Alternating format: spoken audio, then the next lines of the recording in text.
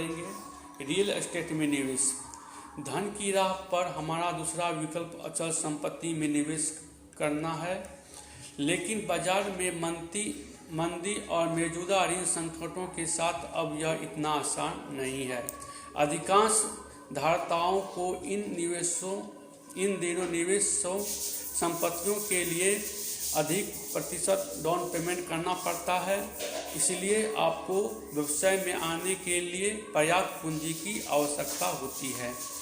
एक अन्य समस्या लेन देन की लागत है, और जब भी आप कोई घर खरीदते या बेचते हैं तो इसमें अधिकांश संभावना है कि आपको एक रिटायर के कमीशन का भुगतान करना होगा और समापन लागतों का सामना करना पड़ेगा।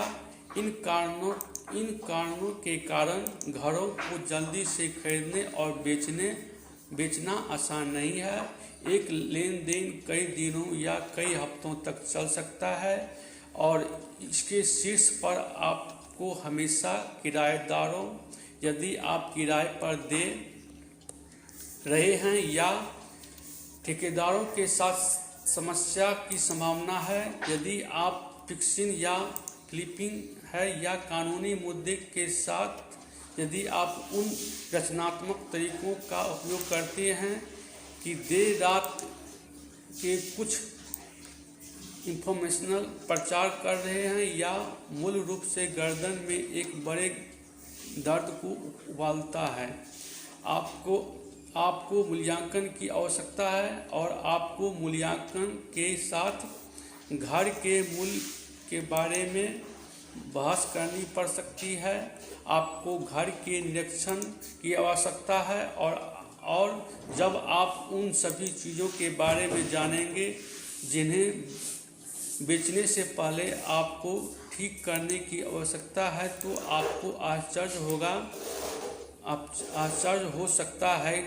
और अंतिम, लेकिन कम से कम आपको खरीदार को एक बंधक प्राप्त करना पड़ सकता है। जैसे कि आप जानते हैं, कुछ 2007 या 2008 में बंधक उद्योग वास्तव में दिलचस्प बन गया था।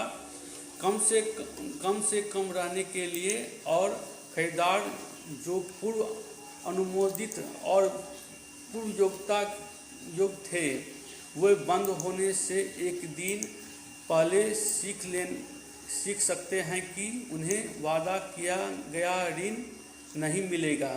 और ये सभी समस्या केवल हिमशैली के सिरे हैं। जब